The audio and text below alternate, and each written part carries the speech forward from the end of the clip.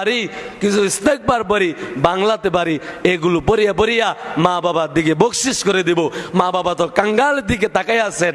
মা বাবা যখন অন্ধকার কবরে চলে গেছে, তাদের রাস্তা সবগুলো অফ হয়ে গেছে। তিনটা রাস্তা আছে।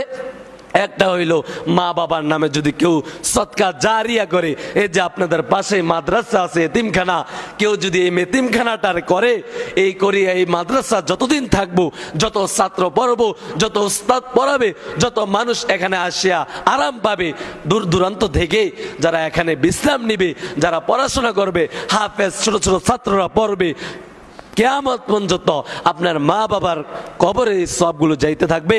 আরেকটা হইল সদকা জারিয়া, এটা। আরেকটা হইল নিজে যখন দোয়া করবেন, এটা।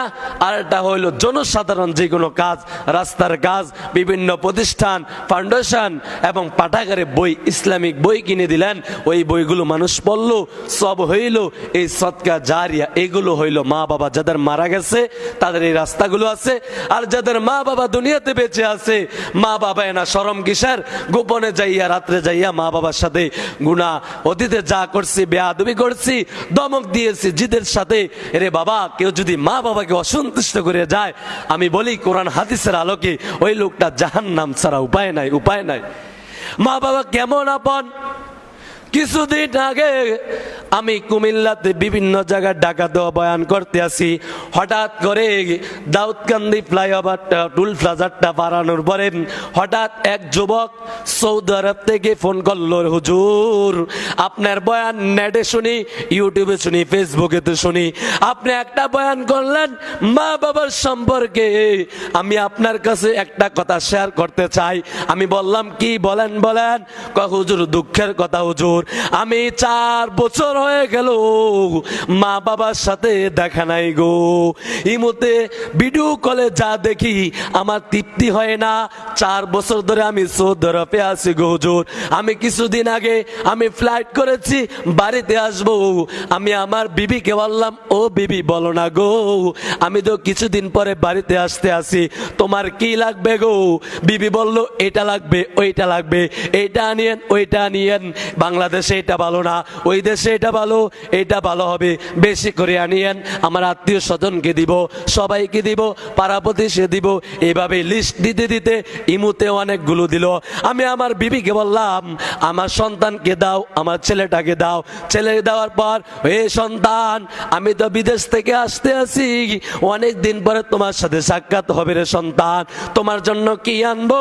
সন্তান বলতে আছে, বাবা এটা আনিয়েন, ওইটা আনিয়েন, চকলেট আনিয়েন, উরুফলেন আনিয়েন, বিভিন্ন জিনিসের নাম বললো এবং বিভিন্ন বল লিস্ট দিল ইমুতে রে বাবা। ওই সন্তানকে বললেন, তোমার দাদা আমার বাবার কাছে মোবাইলটা দাও। ওই সন্তান বলল, হুজুর আমি আমার বাবাকে বললাম, বাবা আপনার সন্তান 4 বছর আগে গরিব ছিল, মানুষের বাড়িতে বাড়িতে কাজ করত, এখন সৌদি আরবে যাইয়া টাকা পয়সা হয়েছে, কিছুদিন পরে আসতে আসে, টিকিট ওকে হয়ে গেছে, ডেট হয়ে গেছে, অমুক দিন অমুক বারে আসবো, আমার আপনার জন্য কি আনবো? বাবা বলে, সন্তান 4 বছর হয়েছে তোমাকে আমি দেখি নাই, বাবা আমার কিছু লাগবো না, তোমার সন্তানের জন্য আনো, তোমার আম্মার জন্য আনো, তোমার বিবির জন্য আনো। তখন আমি আমার বাবাকে বললাম, বাবা মোবাইলটা আমার মার কাছে দেন। মাকে বললাম, মা তোমার আদরের সন্তান, তোমার কলেজার সন্তান আসতে আসে অমুক দিন অমুক তারিখে, তোমার কি লাগবো মা? বাবা তুমি যেটা বলো এটা আনবো। তুমি পৃথিবী, তুমি বাংলাদেশ থাকতে অনেক কষ্ট করিয়া তুমি আমাদেরকে লালন পালন করলা, এখন সৌদি আরব আসিয়া বড় লোক হয়ে গেছি, টাকা অনেক মালিক হয়ে গেছে, এখন তোমার জন্য কি আনবো?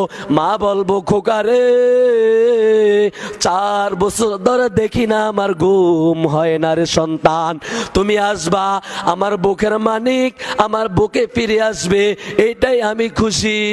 হুজুর লোকটা বলল, হুজুর আমার সন্তান থেকে এমন কথা শুনলাম না, আমার বিবি থেকে এমন কথা শুনলাম না, ওই মা দরদির এমন কথা রে বাবা, অনেক বিস্তার ঘটনা বললো রে বাবা।